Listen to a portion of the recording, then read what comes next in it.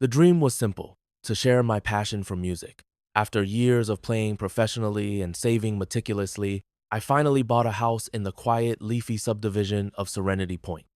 My plan was to set up a small studio in the front room and teach piano lessons to children from the community. To me, the sound of a Chopin nocturne or a child working through a simple Bach minuet was the sound of culture, discipline, and joy. To my next door neighbor, Diane, it was grounds for war.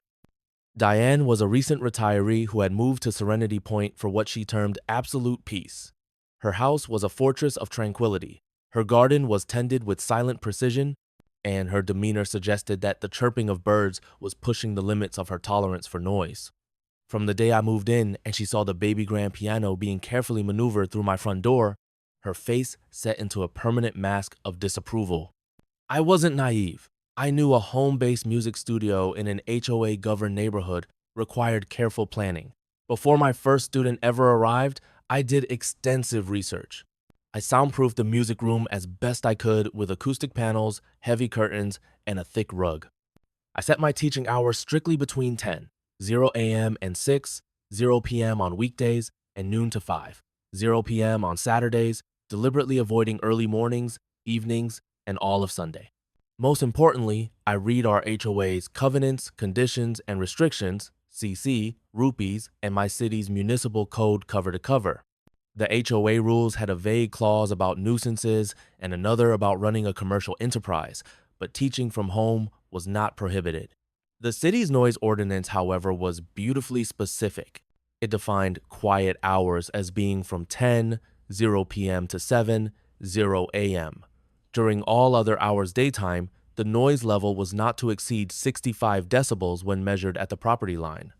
I downloaded a decibel meter app on my phone, stood on the edge of my property while a friend played the piano at a typical lesson volume, and saw the meter flicker between 45 and 50 dBwell below the legal limit. I was on solid ground.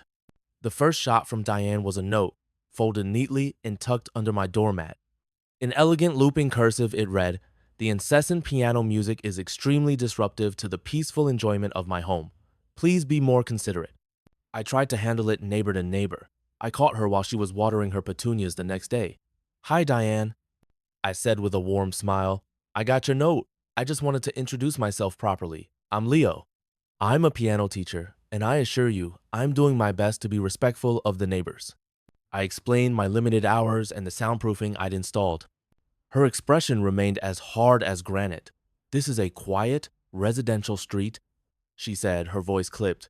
"It is not a music hall. I expect the noise to stop." She turned her back to me and went inside. The official HOA violation notices started a week later.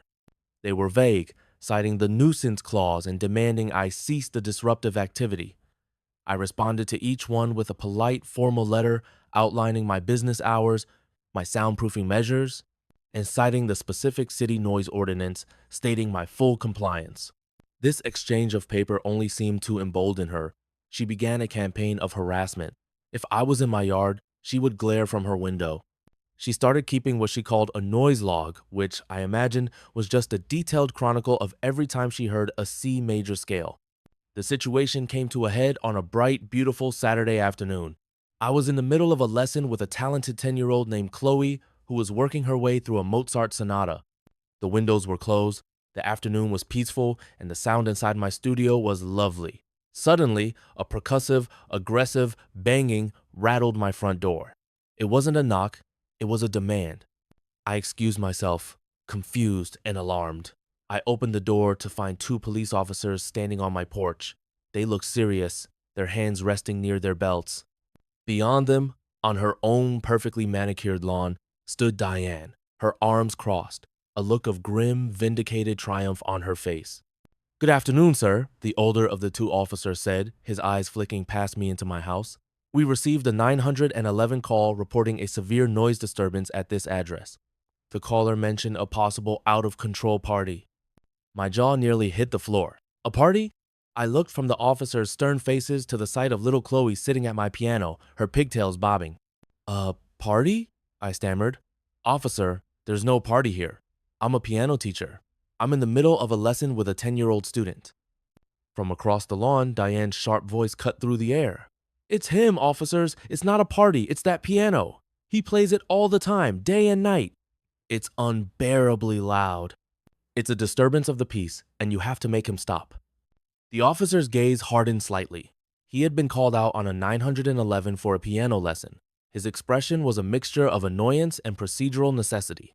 This was the moment. She had escalated this from a petty neighborhood dispute to a police matter involving a child and her mother, who was now standing in my entryway looking horrified. I knew I had to handle this perfectly. "Officers," I said, my voice dropping into a calm, respectful tone, "I understand you're just doing your job.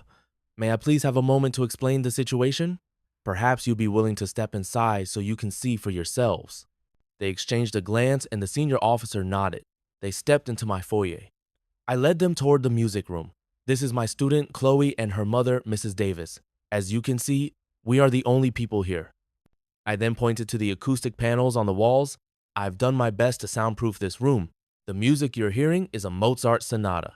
It is currently 3:15 in the afternoon on a Saturday."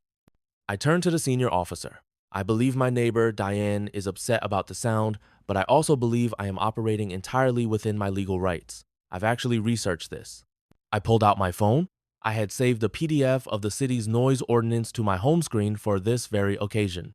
According to our city's code, Section 9.04, Noise Regulations, quiet hours are between 10 p.m. and 7 a.m. During all other times, a noise is only considered a violation if it exceeds 65 decibels at the receiving property line. I opened the decibel meter app I had used before. "I would be more than happy to have Chloe play while you stand on my property line and measure the volume for yourselves. I guarantee you it is not even close to 65 decibels." I continued, pressing my advantage. The 911 call mentioned a disturbance of the peace. The legal standard for that is noise that is unreasonable and maliciously or willfully disturbs another person.